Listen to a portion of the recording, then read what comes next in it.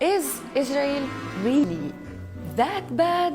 Why is everyone attacking Israel so hard? After all, isn't it the only true democracy in the Middle East? I mean, citizens have freedom of speech. Women are treated as equal. They even have gay rights. They have the vegan capital of the world. So people living in Israel seem to enjoy a pretty comfortable life. So what is the problem? We all know that there was a tiny little bit of issue back in 1948. When Israeli settlers came to a land called Palestine, they were surprised to find that people are already living there. Out of courtesy, of course, these people were politely asked to leave or enjoy a painful death. Nothing new. It's similar to what happened to American Indians when Europeans came to America. However, at some point, Israelis were so polite to offer the Arabs who stayed living in what became now their land a chance to be an Israeli citizen with an Israeli passport. The story of this video begins here with a Palestinian/Israeli/Arab girl. Let's hear from her. Hi, my name is Layla. I'm a simple person. I want simple things out of life. I want to study, find a job, get married, have a family. You know, the usual. I come from Al-Nasra, and Al-Nasra is like any Arab town in Israel, where houses are cramped and congested. My family would like to move to a bigger place, as we're 8 people living in a 2-bedroom house. However, the government owns most of the land, so it looks like we have to build on top of our existing house to make extra room. I wanted to apply to universities, but I found out that I have to take an exam that's almost impossible to pass. It was weird when I figured out that this exam is exclusively for Arabs. Jews didn't have to take it, apparently. But how come? We all graduated from the same school. So, I gave up on the whole university idea and wanted to find work.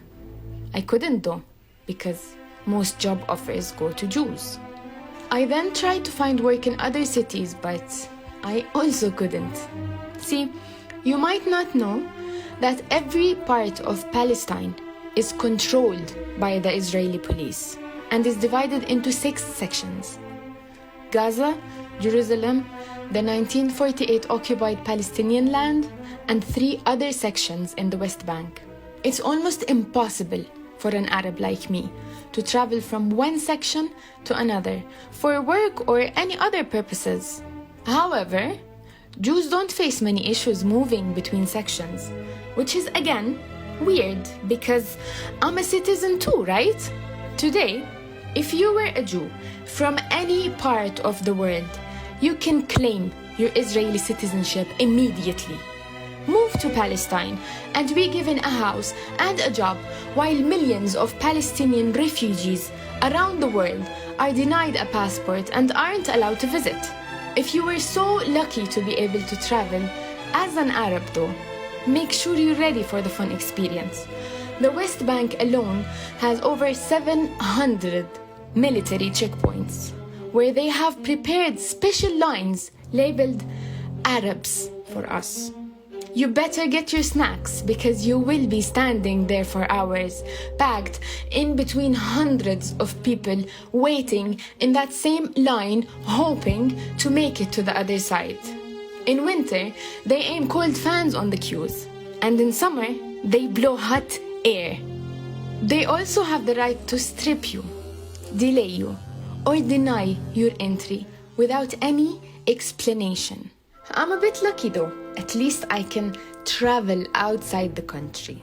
Arabs in the West Bank are not allowed to use Israeli airports. But that's okay. They just have to cross a bridge to Jordan and travel from there, where most countries don't allow them in. It seems that these are not well-known issues to the world. So far, I'm managing. But sometimes I get really scared.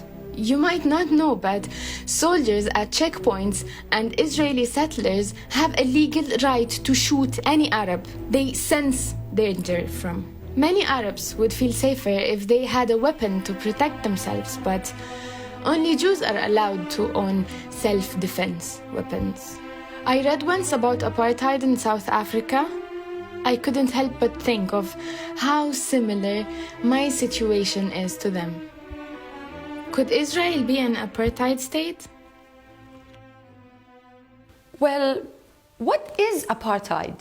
Apartheid is an Afrikaans word that means separateness. It describes a state that separates people's residence, work, rights, and laws based on their color, religion, or other elements. For tens of years in South Africa, there were 148 apartheid laws in the country. Blacks and colored majorities suffered a great deal to not be discriminated against just because of their skin color. So what can you do today to free Palestinians from discrimination based on their race? Putting international sanctions on Israel is only the first step into taking real action against the Israeli occupation that has been going on for 73 years. Another huge step is for the Palestinians to unite under a strong leadership.